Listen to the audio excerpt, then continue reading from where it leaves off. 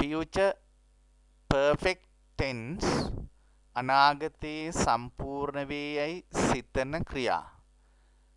passive කර්මකාරකය.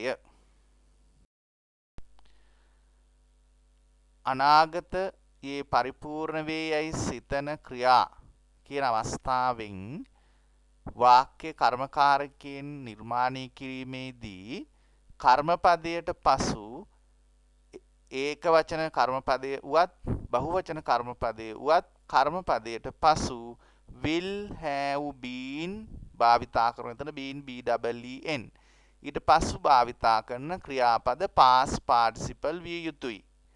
මෙහිදී කර්තෘකාරක වාක්‍යවලත් භාවිතා කරන්නේ past participle verb. මෙම අවස්ථාවේදී passive voice වලදී භාවිතා කරන්නේ past participle verbs. It will have been discussed by her කියන වාක්‍යය තුල it කියලා කියන්නේ ඒක වචන කර්ම පදයක්. එහිදී අපි will have been පාවිච්චි කරලා තියෙනවා. ඒ ආකාරයට අපිට ඒක වචන උනත් බහුවචන උනත් කර්ම පදය අපිට භාවිතා කරන්න පුළුවන් will have been කර්මකාරක වාක්‍ය තුල. She will have discussed it. ඇය සාකච්ඡා කරලා තියේවි. It will have been discussed by her. ඇය විසින් එය සාකච්ඡා කරලා තියේවි. He will have colored the picture. ඔහු පින්තූරය පාට කරලා තියේවි. The picture will have been colored by him. ඔහු විසින් පින්තූරය පාට කරලා තියේවි. මෙවන් will have written the report. මෙවන් වාර්තාව ලියලා තියේවි. The report will have been written by මෙවන්. මෙවන් විසින් වාර්තාව ලියලා තියේවි. මේ ආදී වශයෙන් අපිට will have been යොදලා past participle ක්‍රියාපද යොදලා කරන කෙනා by මගින් ප්‍රකාශ කරලා කර්මකාරක වාක්‍ය නිර්මාණය කරගන්න පුළුවන්.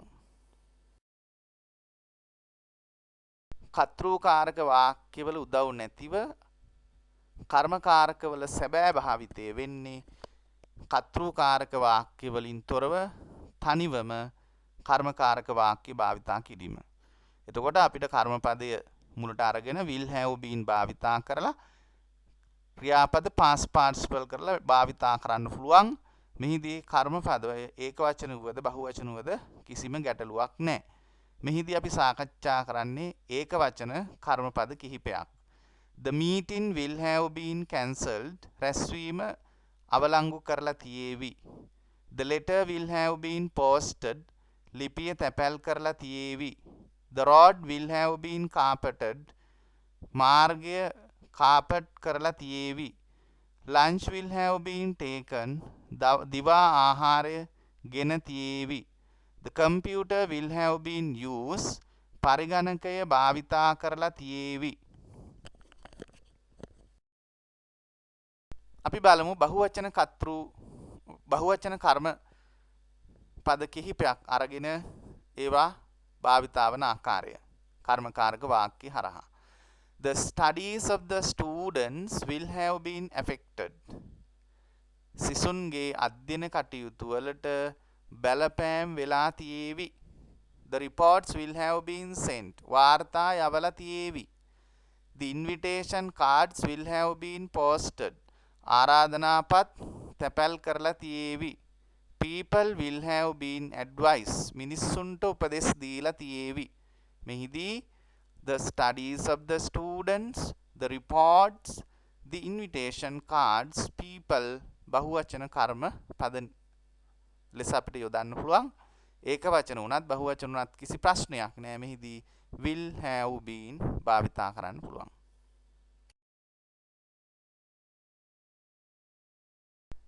Questions ප්‍රශ්න. The reports will have been sent. වාර්තා යවලා තියේවි. මෙහිදී ප්‍රශ්නය තැනීමේදී අපි will මුලට ගන්නවා. Will the reports have been sent? වාර්තා යවලා තියේවිද?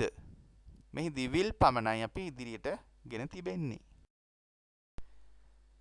නැත යන අර්ථයත් අපිට සාකච්ඡා කරන්න පුළුවන්.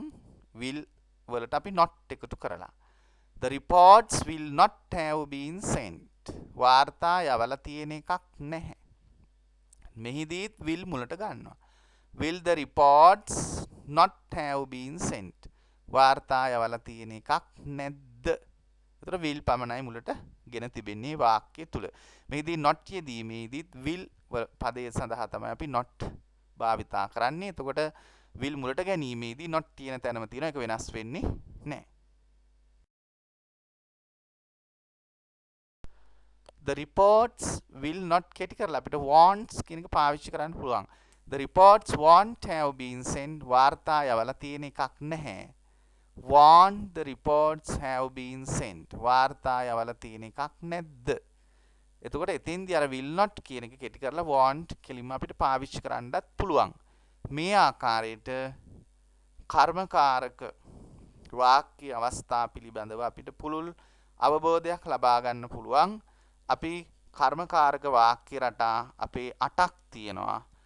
ඒ 8 තමයි simple present tense, සරල වර්තමාන කාලය, simple past tense, සරල අතීත කාලය, simple future tense, සරල අනාගත කාලය. present continuous tense වර්තමානයේ කරමින් සිටින ක්‍රියා, past continuous tense අතීතයේ කරමින් සිටිය ක්‍රියා. ඒ වගේම present perfect tense වර්තමානයේ සම්පූර්ණ වූ ක්‍රියා, past perfect tense අතීතයේ පරිපූර්ණ වූ ක්‍රියා, the future perfect tense අනාගතයේ සම්පූර්ණ වේ යයි සිතන ක්‍රියා. ආදී වශයෙන් අපි passive voice නැතොත් කර්මකාරක වාක්‍යවල වාක්‍ය අවස්ථා 8ක් තිබෙනවා. එම වාක්‍ය අවස්ථා 8ම අපි සාකච්ඡා කරලා වාක්‍ය හදන හැටි, ප්‍රශ්න හදන හැටි ආදී සියල්ල සමස්ත පාඩම් YouTube එකට දාලා තිනවා. මෙම passive voice වල අවසාන පාඩම tenses 8ක් හැටියට එන එකේ අවසාන පාඩම හැටියට ඉදිරිපත් කරලා තිනවා. මේ පාඩම බලලා ඒ වගේම පෙර පාඩනුත් අධ්‍යයනය කරලා ඒ සමස්ත දැනුම අලුත් කරගෙන කර්මකාරක වාක්‍යයන් තාම සරලව ඉගෙනගෙන ඒවා ප්‍රායෝගිකව භාවිතා වන ආකාරයට උදාහරණ නිර්මාණය කරමින් ප්‍රායෝගිකව භාවිතා කරනු ඇතැයි මා අපේක්ෂා කරනවා.